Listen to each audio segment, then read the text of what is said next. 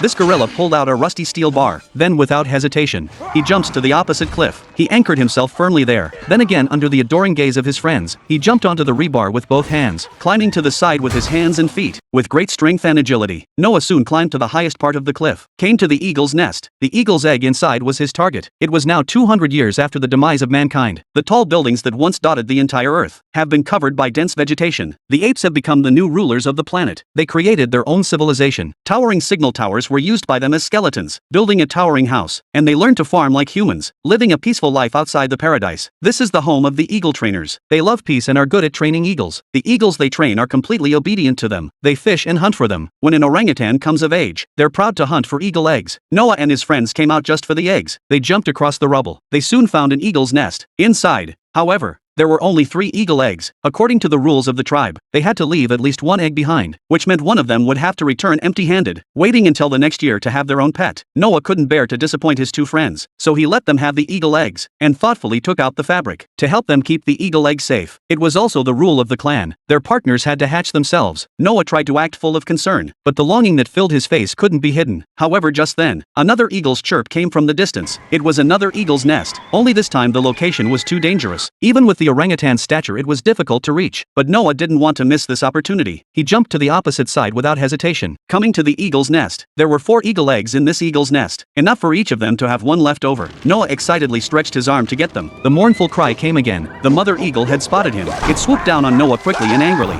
Noah fell onto the slab of concrete. The concrete took the impact immediately and slowly slides down again. Noah jumped after him, unable to help himself. The slippery moss gave him nowhere to lend his strength. All he could do was watch himself fall. Even then, he didn't drop the eagle's egg. It was a good thing he caught a piece of rebar. That's what saved him. And more fortunately, his eagle's egg was intact. Noah was such a brave companion.